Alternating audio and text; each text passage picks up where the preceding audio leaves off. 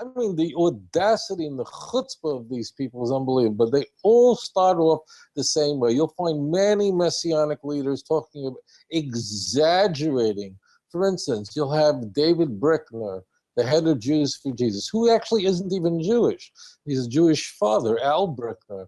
His mother is not Jewish. His mother is a daughter of a pastor.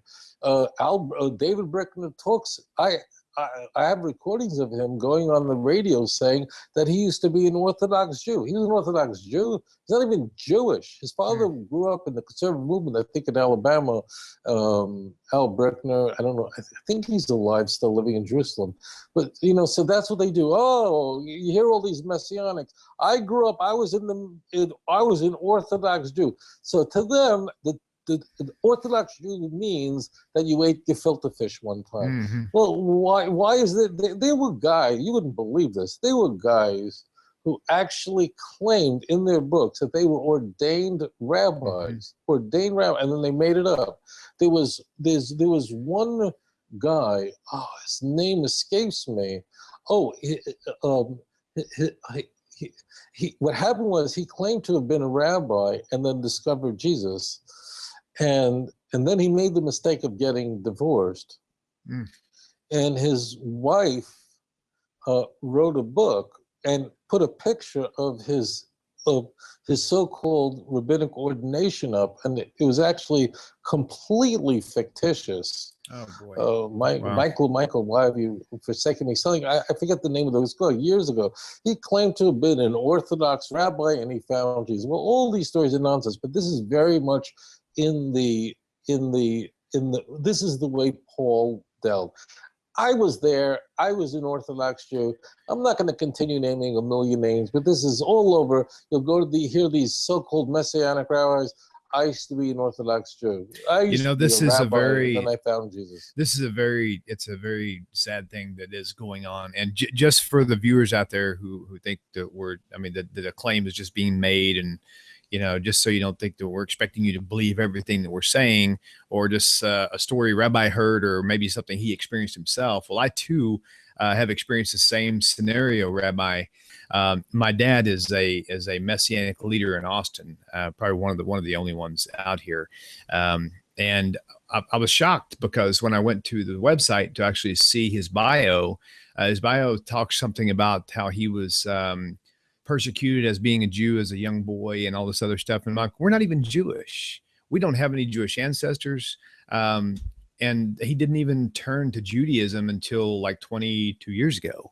So it's like he's even on his website, he's got a fake past so that when Jewish people will actually see his website, he's Jewish and he found this Jesus too. Maybe there's more to this Jesus character. So by experience, and Dad, I love you if you ever see this, but this is, we don't deceive people to pull things off. But what I've seen is just exactly like Rabbi Singer has said. Yeah, he was a leader, as I said. It was Michael Esses. That was his name. And he said he was an Orthodox rabbi, ordained from this, I think it was like the Sephardic Institute of Rabbinic, just some made up name over there. And as I said, he made the mistake of getting divorced. And when he got divorced, his wife exposed him that he was a complete fraud with the picture of his fake divinity and so on. This was this went on. The name of the book, by the way, if you want to read about this, is called Survivor of a Tarnished Ministry. It was written by his ex-wife. His name is Betty Blass, and she exposed the whole thing. This goes on went on all the time. I was Orthodox. We find out maybe, guy grew up in Kansas City and his family belonged to they were members of, but these were not, it doesn't mean that it never was. There was a Jew who was Orthodox that worshipped idolatry. The Bible is full of such people. But the Messianic movement has failed in this area because simply it makes claims that for the Orthodox Jew become impossible, in that it's saying that if you look at the Jewish Bible, I can prove to you that Jesus is the Messiah. Well, once you do that, see, like the Quran doesn't do that. The Quran says they believe in Jesus as a prophet, born a virgin. They don't point to Isaiah. But the moment you claim that Isaiah 7:14 is speaking about the Messiah born of a virgin, so then, I mean, you can't buy into that. I mean, this is not possible. So, I mean, just read the book. I'm sure it's on Amazon. It's called Survivor of a Tarnished Ministry. And that's one guy. I mean, there was tons of these guys who just went around saying, oh, yeah, I'm an Orthodox rabbi, and so on and so forth. It was very common. Wow. But anyways, these people took their cues from Paul. This is what Paul did. Paul no Pharisee was interested in going to Damascus and working for the Sadducees to persecute Christians. When Gamaliel, we are told about, I mean, it's so convoluted, we're told Gamaliel, his attitude is, don't persecute Jews who believe in Jesus. So what is Paul doing running to Damascus? The idea was to lend credibility. Oh, I was on the other side too. My parents are Holocaust survivors. You can't call me an anti-Semite. The Secretary of State, I mean, this is maybe more inappropriate, but when Kerry, the Secretary of State of the Obama administration, whenever he says the most odious things about Bibi Netanyahu, Israel's prime minister, says, oh, you can't call me an anti-Semite. Why not? Because my grandfather was a Jew. Like, what? That's what you got to do? I mean, do I have to, wheel in my grandparents to prove I'm not an anti-Semite? I mean, what kind of nonsense is this? Right. But anyways, just read it. Survivor of a Tarnished Ministry. That's just an example of it. That's Paul. Where do these guys get this idea from? This is very Pauline. Exaggerate your religious affiliation. Because here's the problem, and then let's move on to the next question. Okay. See, the problem is the claim of the church always was that the proof and truth of the Christian religion can be demonstrated, illustrated from the Jewish scriptures that they say prove that Jesus is the Messiah. A plain reading of the Hebrew Bible demonstrates that Jesus is the Messiah. That's the claim of all of Christianity, always was. Well, if that's the case, there should have been some sort of correlation between the more you know about what the Bible has to say about the Messiah, the more likely you should have been to believe in Jesus, if indeed he was.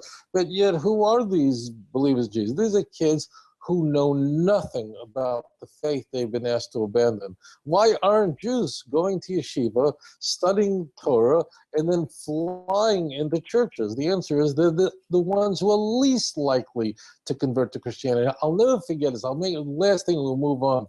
I'll never forget at a Messianic conference in Dallas, there was a Messianic leader. I'll never forget this as long as I live. So I attended the conference. How did I get in? Because I was staying at the same hotel. It was a coincidence. I'm kidding. But anyways, so you know what he said to a huge gathering? This is from the UMJC, which is a large union of Messianic Jewish congregations. Huge. I think it may be the largest union of Messianic congregations. And he said, listen to this. You will blow your mind away. He said, if you're going out and witnessing, don't waste your time with Orthodox Jews. They're too hard to evangelize. I forget his words. It goes back a number of years ago. Makes sense. Like, if you see a woman and she's an Orthodox Jew, don't, you're wasting your time with them. And then he said this. He says, now the question is, for an Orthodox Jewish man, you could tell because he's wearing kippah. And then he said, how could you identify an Orthodox Jewish woman? This is what he said, right? He said, how do you know? Like, don't bother with them. So he said, because he was giving practical advice on evangelism. He said, if you're in Dallas, Texas, and it's 98 degrees, and you see a woman, and she has sleeves below her elbow, and she has a skirt that goes below her knees, that means she's an Orthodox Jew. Oh, wow. And therefore, and so here it is from the mouth of the Messianic movement saying that, in fact, that religious Jewish women are modest. They fear Hashem, which is a very interesting statement. He said, don't bother with these people. They're just too hard to witness to. They're just not going to accept you. It's not going to happen, and so on and so forth. Very intriguing. But anyways, let's move on because there's a lot to talk about. But that's really a fascinating topic, and I'm very grateful to Deborah for asking that question. Sure. Okay. Before we go on, I just want to remind everybody, you can get Rabbi Singer's books, Let's Get Biblical, Volume 1 and 2. If you've got the first one, you'll want to give that away and give that to someone who will be able to use it. And also there are other things that we hardly ever talk about that I think is probably very, very good for us to bring to light now. Rabbi, I'm going to kind of try to hover this. I got a little picture. I'm going to see if this will work. I think it did. Let me try this real fast. There's some DVDs. You got the Chronicles DVD. You got a debate by Rabbi Singer, the Disputation, and also a is it a CD? What does it say on there, Justin? You got a 4-part DVD. Okay. I'll just explain it. I'm not trying to sell anything. I never do. But just so people say, well, what's a 4-part DVD series? In Jerusalem, I did there was a few hundred people there. Many Messianics were there. And so I did a 4-part lecture series that was professionally filmed. And the key part of the lecture series was not just the lectures where I spoke, let's say, the presentations for about an hour, but then following each presentation, there must have been like an hour and a half, maybe 2 hours of Q&A from the audience. And people love that. That's the best stuff, yeah. Everybody says they love the Q&A. Yeah. So the DVD series, what's very special about it was, the place was standing room only, but it's the Q&A that really is very exciting. Very special. I'm not trying to sell. They're actually not. I never asked to buy. I don't, whatever. But the Q&A in that DVD series is so riveting. It's so fascinating. Some of the questions that were asked from Christians and Jews were so incisive and so exciting that's why people cherish that particular 4-part DVD series. There aren't that many left. And again, I'm just telling you straight away, there aren't that many left. We're running out, and we're probably not going to go into a reprinting of it. So if you'd like it, you can get it off our site or whatever it is. But that's what's very instrumental. Also, all the texts I discuss in that particular DVD series has the verses quoted on the bottom. It was really a professional job. It was very exciting to do. That's what the DVD series, of course, is a 24-part audio series, which goes through the fundamental questions. And again, we're looking at the Bible. I'm interested in scripture here. It's not about whose team you're on. It's not if you're a Ranger fan, Astros fan. Forget all that. What is God like? Is God a fan? Does he have an opinion? What does he think about that? And that's what we're doing. That's what I'm doing there in that series.